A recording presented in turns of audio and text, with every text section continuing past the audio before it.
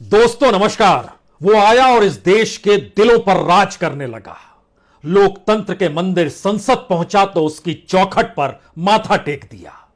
दोबारा जनता ने चुना तो संविधान के सामने सार्वजनिक तौर पर नतमस्तक हो गया और यह कहकर कि इस देश के भीतर संविधान ही सब कुछ है। वह शख्स बहुत गरीब परिस्थितियों से निकल कर आया, लेकिन उसने आने से पहले इस बात का एहसास करा दिया कि लाल किले के प्राचीर से जब वो तिरंगा फहराएगा तो यह देश चकाचौंध में समा जाएगा। 15 अगस्त 2013 इस देश में एक लकड़ी का लाल किला भी बना और बनाने वाला कोई दूसरा शख्स नहीं था बल्कि इस देश के प्रधानमंत्री मौजूदा वक्त में जो हैं, तब गुजरात के भुज के इलाके में बतौर मुख्यमंत्री उन्होंने वहां से पाठ पढ़ा था कि कैसा लोकतंत्र होना चाहिए, यह देश कैसा होना चाहिए। और अगर सत्ता में आ गए तो इस देश के भीतर कोई बेरोजगार रहेगा नहीं, नौकरियां लबालब भरी होंगी, इस देश की अर्थव्यवस्था नाजुक हालत से निकलकर चकाचौंध हो चली होगी, इस देश के भीतर के उद्योग धंधे, किसान, मजदूर सबके पेट भरे होंगे, सबकी थालियां भरी होंगी। और इन परिस्थितियों से होते होते 8 बरस के बाद एक दूसरा शख्स आया। उसने कहा कि दरअसल इस देश के भीतर की आर्थिक विपन्नता की सबसे बड़ी वजह यही है कि विघ्नहर्ता साथ नहीं है और जो समृद्धि की प्रचायक मां लक्ष्मी है वह भी साथ नहीं है। तो क्यों नहीं इस देश के भीतर जो करेंसी है उस पर महात्मा गांधी के साथ मां लक्ष्मी और गणेश जी को स्थापित कर दिया जाए, यानी उनकी तस्वीर चस्पा कर दी जाए, तो ना कोई विघ्न रहेगा और समृद्धि दरवाजे पर आकर खड़ी हो जाएगी। तो ऐसे में भारत उस बिगड़ी हुई अर्थव्यवस्था से निकल जाएगा जिस आश्रय इस देश के सामने तमाम मुश्किल हालात हैं। तो क्या यह देश यूं ही इन बातों को कह रहा है क्योंकि एक वक्त गुजरात के मुख्यमंत्री ने लाल किला बनाया और उसके बाद का तमाशा इस देश ने हर क्षण देखा है। क्षण का मतलब यह है कि चाय बेचने वाले से लेकर चौकीदार के तौर पर खुद को स्थापित करना, प्रधान सेवक के तौर पर भी रखना और बहुत गरीब पृष्ठभूमि से आए हुए शख्स है उसे भी स्थापित करना। हिमालय पर तपस्या करने वाला शख्स एक ऐसे नायक के तौर पर जिसके सामने कोई भी तूफान आ जाए वह हर तूफान से टकराता है, हर एक संघर्ष को जीतता है। यह पहचान प्रधानमंत्री नरेंद्र मोदी की धीरे धीरे इस देश के भीतर बनाई गई। अब उसके ठीक समानांतर दिल्ली के मुख्यमंत्री अरविंद केजरीवाल निकले, जिन्होंने आर्थिक समृद्धि का रास्ता भगवान को नोट पर स्थापित करके इस संदेश के साथ दिया कि दरअसल हिंदू देवी देवताओं के आश्रय यह देश को ना सिर्फ आस्था के तौर पर देखा जाए बल्कि अर्थनीति हो या इस देश की विकास नीति हो, उसको भी एक साथ देखा जा सकता है। और इस जिक्र को उन्होंने कैसे किस रूप में कहा है, पहले आप इसे सुन लीजिए। आज मेरी केंद्र सरकार से, प्रधानमंत्री जी से अपील है, भारतीय करेंसी के ऊपर एक तरफ गांधी जी की तस्वीर है, वो वैसे ही रहनी चाहिए, लेकिन दूसरी तरफ श्री गणेश जी की और श्री लक्ष्मी जी की तस्वीर भारतीय करेंसी के ऊपर लगाई जाए। जैसा मैंने कहा कि हमें अपनी अर्थव्यवस्था को सुधारने के लिए, भारत को आगे तरक्की देने के लिए बहुत सारे एफर्ट्स की जरूरत है, लेकिन उसके साथ साथ देवी देवताओं के आशीर्वाद की भी जरूरत है। अगर भारतीय करेंसी के ऊपर एक तरफ गांधी जी की तस्वीर है वो एज इट इज रहे, दूसरी तरफ अगर लक्ष्मी जी की और गणेश जी की तस्वीर होगी तो इससे पूरे देश को उनका आशीर्वाद मिलेगा। तो बिगड़ी हुई इकोनॉमी को पटरी पर लाने के लिए इससे बेहतर रास्ता और क्या हो सकता है। आपने मां लक्ष्मी और गणेश जी को स्थापित कर दिया अपनी करेंसी यानी नोट पर, रुपया पर, उसके बाद तो सारे विघ्न खत्म हो जाएंगे और समृद्धि हर दरवाजे पर दस्तक देने लगेगी। यह जानते समझते हुए कि इस देश के भीतर हर राज्य कर्ज में डूबे हुए हैं, यह देश कर्ज में डूबा हुआ है। कर्ज ना हो तो इस देश की अर्थव्यवस्था इस देश को कंगाल बना देगी, लेकिन बावजूद इसके राजनीतिक तौर पर जब चुनाव जीतने की मानसिकता कुलांचे भरती है तो सवाल सिर्फ ईश्वर या भगवान का नहीं होता है, क्योंकि हमने तो केदारनाथ, बद्रीनाथ, अयोध्या, काशी विश्वनाथ, मथुरा, महाकाल सबके दर्शन तो प्रधानमंत्री की दृष्टि से ही किए हैं, जो रेंगते हैं कैमरे के आश्रय और मंदिर के भीतर जाकर इस देश दुनिया को दिखाने के लिए संपूर्ण मीडिया लगा होता है। तो ऐसे में अगर करेंसी पर मां लक्ष्मी और गणेश जी स्थापित हो जाएं, तो क्या वाकई इस देश की संपन्नता दुनिया को मात दे देगी? अगर इन परिस्थितियों के भीतर देश को समझना है, तो पहले यह समझ लीजिए कि इस दौर में भारत ने जिन आर्थिक नीतियों को अपनाया, खास तौर से मुक्त अर्थव्यवस्था और मुक्त अर्थव्यवस्था के साथ मुक्त व्यापार जो एशियन कंट्री के साथ हुआ है, उसका घाटा, व्यापार घाटा कैसे बढ़ गया? डॉलर के मुकाबले रुपया कमजोर कैसे हो गया? इस देश के भीतर की रिजर्व करेंसी जो एक बरस के भीतर 110 अरब डॉलर कम हो गई, जिम्मेदारी कौन लेगा? और इन परिस्थितियों में राज्य दर राज्य जो कर्ज में डूबे हुए हैं, बावजूद इसके चुनाव जीतने के लिए कहते हैं हम 1000 रुपया आपको फ्री में दे देंगे, बांट देंगे महिलाओं को। उसके बाद वह एक वेलफेयर स्कीम यानी लोक कल्याण योजनाओं का जो पिटारा खोलते हैं, उसमें इस देश को विकसित, मजबूत उत्पादन के साथ, मैन्युफैक्चरिंग सेक्टर के साथ, नौकरियों के साथ तमाम परिस्थितियों से जोड़ने की जरूरत नहीं है, सिर्फ ऐलान दर ऐलान है। तो क्या जिस रास्ते इस देश की राजनीतिक सत्ता को बीजेपी ने बांधा, उस राजनीतिक सत्ता के भीतर हिंदुत्व का जो आसरा समेटे हुए थे, उसको चैलेंज करने के लिए केजरीवाल अब सामने आकर खड़े हो गए हैं और वो 2 कदम आगे निकल गए। है हिम्मत तो खारिज करके दिखाइए। आप हम पे आरोप लगा सकते हैं, लेकिन इसे आप खारिज नहीं करेंगे। यानी एक ऐसा फार्मूला जिसे आईआईटी में पढ़ा हुआ शख्स मुख्यमंत्री बनने के बाद बता रहा है, और उससे पहले जिस प्रधानमंत्री का जिक्र, उनकी डिग्रियों पर जिक्र और उन डिग्रियों को लेकर इस देश के भीतर बवाल कि ग्रेजुएट हैं भी या नहीं है, ये सारे सवाल एक झटके में एक आईआईटी पढ़े हुए शख्स के जरिए, जो इस देश में नौकरी कर रहा था आईएएस की, उसके जरिए दोनों परिस्थितियां राजनीतिक तौर पर इस देश के सामने आकर खड़ी हो गई है। अब आप करेंगे तो क्या करेंगे? क्योंकि भारत की राजनीति में बाकी तमाम पॉलिटिकल पार्टीज मुस्लिम पार्टी है। यह बीजेपी कहती है और कहती है कि हिंदुत्व का तमगा तो हमारे ही छाती पर टंगा है और हम ही हिंदुत्व के आश्रय धर्म रक्षक के तौर पर खुद को रखते हैं, और सारे वोट हर चुनाव के वक्त बढ़ते चले जाते हैं और बढ़ते बढ़ते एक ऐसे ध्रुवीकरण होती है जहां बीजेपी को हरा पाना किसी के बूते की बात नहीं होती। तो जनता जो चाहती है, क्या उसके नब्ज को केजरीवाल ने पकड़ लिया? क्या जनता जिस नब्ज को पकड़े रहे उसको लेकर बीजेपी ने जो भी पहल की, उस पहल से 2 कदम आगे निकलकर केजरीवाल ने संकेत दे दिए? अगर यही राजनीति इस देश में चुनावी जीत दिला सकती है, तो हम पीछे क्यों रहे? हम आपसे 2 कदम आगे रहेंगे। लेकिन इस देश के भीतर का सच क्या है? इस देश के भीतर की परिस्थितियों में मुसलमानों को हाशिए पर ढकेला गया, दलितों को पीटा जा रहा है, वनवासियों को जंगल से बाहर निकाला जा रहा है, संविधान बदलने की परिस्थितियां विकसित की जा रही है, संकीर्णतावाद को सत्ता महत्ता भी देती और ताकत भी देती है, देश के अलग अलग खनिज संपदा से लेकर सार्वजनिक उपक्रमों की बोली लग रही है।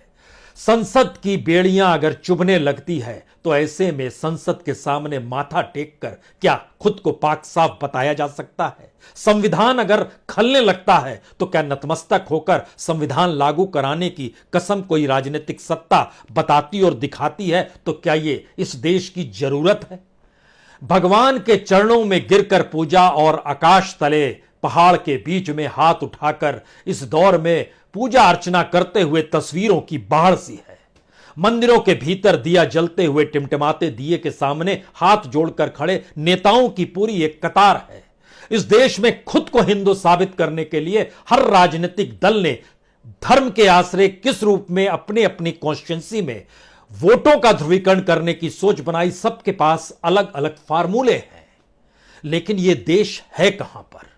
इस देश के आश्रय अगर शक्ति का जिक्र हो, तो क्या मां दुर्गा का जिक्र अब सेना के साथ किया जाना चाहिए और उसी आश्रय कमोवेश इस देश के हर ईश्वर, हर भगवान के आश्रय इस देश को छोड़कर राजनीतिक सत्ता क्या जनता से माफी मांग रही है, या फिर ध्यान भटका रही है, या फिर आस्थाओं से भी खिलवाड़ राजनीतिक तौर पर कर रही है? ये सारे सवाल इसलिए बड़े महत्वपूर्ण हो चले हैं क्योंकि इस देश का सच अगर लोगों के जरिए समझने का प्रयास भी कीजिएगा तो हमें लगता है बिगड़ती अर्थव्यवस्था, इलाज ना मिल पाने की स्थिति, उच्च शिक्षा प्राप्त करने की ना स्थिति, और इन सब के बीच देश के भीतर किसी सिस्टम का ना होना, और सिस्टम का मतलब राजनीतिक सत्ता का होना, और उस राजनीतिक सत्ता को पाने के लिए पॉलिटिकल पार्टीज का आपस में राजनीतिक भिड़ंत होना, और भिड़ंत होते होते ऐसी परिस्थितियों में आकर खड़े हो जाना जहां पर इस बात का जिक्र हो कि अब करेंसी पर मां की तस्वीर लगा दी जाए, वो लक्ष्मी है, और दूसरी तरफ विघ्नहर्ता गणेश जी है। यहां तक पहुंचने से पहले उस सफर को आज समझने की कोशिश कीजिए जहां पर बरस दर बरस इस देश में लाखों लोग नागरिकता को खत्म कर दुनिया के दूसरे देशों में बसते चले जा रहे हैं। बीते 8.5 बरस में, 8.5 बरस का मतलब 2014 से लेकर अगस्त 2022 तक 10,48,253 लोगों ने इस देश की नागरिकता छोड़ दी। इसी बरस 88,000 अगस्त तक छोड़ चुके हैं। पिछली बरस 1,63,000 लोगों ने नागरिकता छोड़ी। वह किस धर्म से आते हैं, वह किस जाति के हैं, उनके पास कितनी पूंजी थी, क्या वो घोटालेबाज थे या ईमानदार थे, या फिर समझ रहे थे कि इस देश में कोई सिस्टम नहीं है और उस सिस्टम के आश्रय वह अपने आप के, अपने धंधे, बिजनेस, प्रोफेशनलिज्म को संभाल पाने की स्थिति में नहीं थे। क्या भारत सरकार इस पे कोई व्हाइट पेपर लाने की कोशिश करेगी? क्या अरविंद केजरीवाल सरकार से यह मांग करेंगे कम से कम यह तो बता दें छोड़ने वाले लोग कौन हैं, किस धर्म से आते हैं, उनके प्रोफेशन क्या थे, आर्थिक स्थितियां क्या थी? नहीं, इस पे बात नहीं होगी। इस देश के भीतर में एक बरस में हायर एजुकेशन के लिए 8 लाख बच्चों का बाहर पढ़ने चले जाना, और उसके लिए जो खर्च हो वह इस देश की इकोनॉमी से ही तो जुड़ा है, और डॉलर के मुकाबले रुपए का जिक्र होता है तो उनकी कीमत भी बाजार में, अंतर्राष्ट्रीय बाजार में ज्यादा कीमत पढ़ाई के लिए चुकानी पड़ रही है। जिम्मेदारी कोई नहीं लेगा। मेडिकल सिचुएशन इस देश में कोविड काल में क्या थी, कोविड काल जैसे दौर में भी सोचिए इस देश में 85,256 लोगों ने दूसरे देश की नागरिकता ले ली, क्योंकि उनके साथ जो रिपोर्ट कुछ निकल कर आई इस देश की मेडिकल सिचुएशन को लेकर वो दुखी थे। तो क्या इन परिस्थितियों से आगे बढ़ते हुए कोई इस बात का जिक्र कर सकता है कि समृद्धि के प्रतीक मां लक्ष्मी, विघ्नहर्ता गणेश जी, पूजा अर्चना से निकलकर इनको देश के तमाम जगहों पर स्थापित किया जाए और उसके बाद यह देश तमाम स्थितियों से अनुकूल हो जाएगा? या फिर यह एक ऐसी भावना है जहां पर इस देश के लोगों ने अगर धर्म के आश्रय ही बीजेपी को मान्यता दी, और अगर धर्म के आश्रय ही प्रधानमंत्री मोदी ने खुद को गेरुए वस्त्र में ढाला और माथे पर त्रिकुंड लगाकर, और जिस तरीके से चोला ओढ़कर पिछले दिनों जो तस्वीर निकल आई है अयोध्या की, जगमगाती तस्वीर कि जैसे भगवान राम, सीता, लक्ष्मण पहुंचे हैं और स्वागत के लिए पूरी अयोध्या नगरी तैयार है, कुछ इस अंदाज में अयोध्या अगर सामने, और उसे ही प्रस्तुत देश के सामने, दुनिया के सामने करने को यह देश बेताब है, तो फिर कौन सी परिस्थिति और क्यों नहीं यह परिस्थिति आएगी कि इस देश की आर्थिक बदहाली को अनुकूल करने के लिए ईश्वर का सहारा लिया जाए, भगवान का सहारा लिया जाए, और मां लक्ष्मी इसमें सहायक होगी, विघ्नहर्ता गणेश जी इसमें सहायक होंगे। इन परिस्थितियों के भीतर में कुछ सवाल, और यह सवाल इसलिए महत्वपूर्ण है क्योंकि हमारा विदेशी मुद्रा भंडार 528 अरब डॉलर पे पहुंच गया, जो 110 प्लस में था, यानी 638 अरब डॉलर हुआ करता था पिछले बरस, अब 528 अरब डॉलर की स्थिति में आकर खड़ा हो गया। किसे चाहिए इस देश में अनाज, किसे चाहिए इस देश के भीतर में छोटे छोटे संसाधन, किसे चाहिए एनर्जी, पावर, तेल, किसे चाहिए मेडिकल इक्विपमेंट्स, वो सारी चीजें जब आयात की जाती है तो इस देश के लोगों को ही चाहिए। इसे हम पैदा कर पाने की स्थिति में क्यों नहीं आ रहे? क्या यहां पर विश्वकर्मा जी को हम याद कर सकते हैं और उनके जरिए इस देश की टेक्नोलॉजी को आगे बढ़ा सकते हैं? क्यों नहीं बढ़ा सकते हैं? मां लक्ष्मी के जरिए समृद्धि आ सकती है, गणेश जी के सारे सारे विघ्न इस देश के दूर हो सकते हैं। और ये कहने वाले राजनेताओं और कहीं नेताओं की वो कतार है, राज शब्द ठीक लगता नहीं है, नेताओं की वो कतार है जिन्होंने इस देश को कंगाल बनाया है, लेकिन उनकी अपनी रईसी में कोई कमी नहीं आई। चार्टर्ड से घूमना है और चार्टर्ड से घूमते घूमते लगभग 8,500 करोड़ का यह विमान भी बनाने से चूकते नहीं है। इनकी रईसी में कोई कमी नहीं आई। इस देश के भीतर में कहीं जो पैसा है वही इन पे इन्वेस्ट किया जाता है। इनकी समृद्धि बरकरार रहे। हर पूजा के दिन ये जिस चकाचौंध के साथ खुद को प्रस्तुत करते हैं वो हर तरीके से लगता ऐसा ही है जैसे सिल्वर स्क्रीन पर रेंगता हुआ नायक चकाचौंध में समेटे हुए और लोगों के भीतर उस सपने को पैदा कर रहा है, लेकिन वह एक नाटक होता है, सिल्वर स्क्रीन। लेकिन हकीकत में नेता कोई नाटक नहीं है। इस देश में नुमाइंदे गरीब वोट डालकर चुनते हैं और कहते हैं कि आप हमारे हक की लड़ाई लड़िए और एक ऐसी पॉलिसी बनाइए, ऐसा सिस्टम बनाइए जिससे हम अपनी जिंदगी को बेहतर तरीके से जी सके। ईश्वर को लेकर अगर चीजों को और धर्म के आश्रय और भगवान के आश्रय अगर इस देश को छोड़ना है तो यह कहीं ज्यादा करीब भगवान से नेताओं की तुलना में तो एक आम शख्स और एक आम गरीब व्यक्ति तक होता है जो मंदिर की चौखट पर सुबह से लेकर रात तक बैठा रहता है। तो क्या इस देश की आर्थिक समृद्धि इसी से जुड़ी है या फिर इसके समानांतर जिस राजनीति का जिक्र चल पड़ा है कि दरअसल वोट इसी से मिलते हैं और हिंदू पार्टी बीजेपी में सेंध लगाने के लिए आपको हिंदुत्व को लेकर ऐसे बयान देने होंगे, ऐसा तमगा अपने साथ लेना होगा जो शायद इनकी उस नींव को हिला दे जिस नींव के आश्रय ये खुद को बार बार कहते हैं कि हम ही हैं सब कुछ। धर्म का राज, राज का धर्म। इस देश के भीतर में न्याय ही धर्म है और धर्म ही न्याय है। इन परिस्थितियों के भीतर अर्थव्यवस्था भी उस धर्म से जुड़ी है और धर्म भी इकोनॉमी को संभालेगी। इन परिस्थितियों के साथ अंतर्राष्ट्रीय मंच पर भारत की एक नई पहचान क्या इसके जरिए बन सकती है? सवाल इतना भर नहीं है, क्योंकि जिन रास्तों पर चलते चलते हमें नरेंद्र मोदी बतौर प्रधानमंत्री मिले, उन्हीं रास्तों पर चलते चलते नरेंद्र मोदी के बनाए रास्ते पर चलते चलते हमें अरविंद केजरीवाल भी मिल गए हैं। और अब सवाल नरेंद्र मोदी या अरविंद केजरीवाल की राजनीति का नहीं है, सवाल उसके बाद आने वाले उन कदमों का है जिन कदमों के आश्रय इस देश को संभालने के लिए कौन सा नेता किस रूप में कल प्रकट होगा और इस देश को लेकर वह किस तरीके से अपनी परिभाषा गढ़ेगा। इसको लेकर बहुत सारे सवाल हर जहन में हो सकते हैं और शायद हर के पास राजनीतिक रास्ता भी यही बचे कि हां, इसी रास्ते हमें चलना चाहिए और यही वो सटीक राजनीति है जो हमको सत्ता तक पहुंचाती है। क्योंकि खुले तौर पर अगर गुजरात चुनाव को परखिएगा तो गुजरात के भीतर हिंदुत्व की प्रयोगशाला में मुस्लिमों को हाशिए पर ढकेला गया, हिंदुत्व वोट एकजुट होकर खड़ा हो गया। कुछ क्षण के लिए पटेलों ने अपने दर्द को समझा, आंदोलन करने निकल पड़े, लेकिन रास्ता फिर भी नहीं संभला क्योंकि उनकी तादाद हिंदू होते हुए भी समूचे हिंदुत्व वोट बैंक को सेंध लगाकर खारिज करके गिरा पाने की स्थिति में नहीं आ पाई। तो ऐसे में वहां पर केजरीवाल की आहट है। उन्हें समझ में आ रहा है कि दरअसल न्याय की मांग बलात्कारियों के खिलाफ जाना नहीं है, जिन्होंने हत्याएं की उनके खिलाफ जाना नहीं है, पैरोल पे निकलकर भी जो बदमाशियां करते हैं और उनके खिलाफ एफआईआर, उन पर कुछ बोलना नहीं है। इस देश के भीतर खामोशी बरतिए और खामोशी के साथ उस धर्म के तमगे को अपने सीने से जोड़ने का प्रयास कीजिए जिससे उस 80% वोट बैंक में सेंध लगा पाने की स्थिति में आपके पॉलिटिकल पार्टी की बनकर खड़ी हो जाए। इस स्थिति में क्या भारत की राजनीति ने खुद को लाकर खड़ा कर दिया है?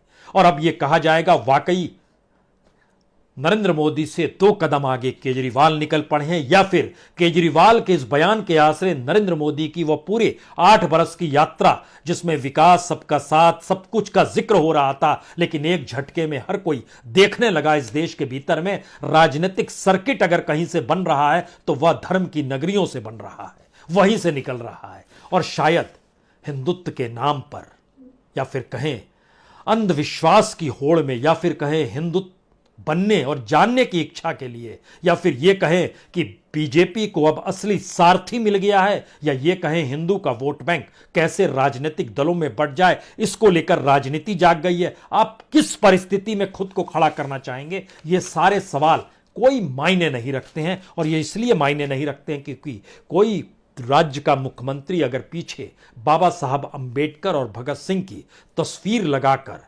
जिक्र करे कि करेंसी पर मां लक्ष्मी की तस्वीर होनी चाहिए, गणेश जी की तस्वीर होनी चाहिए, इससे देश समृद्ध हो जाएगा। और अंबेडकर जो कि मूर्ति पूजा के खिलाफ थे और आप दीपावली के दिन मूर्ति पूजा के सामने बैठे थे।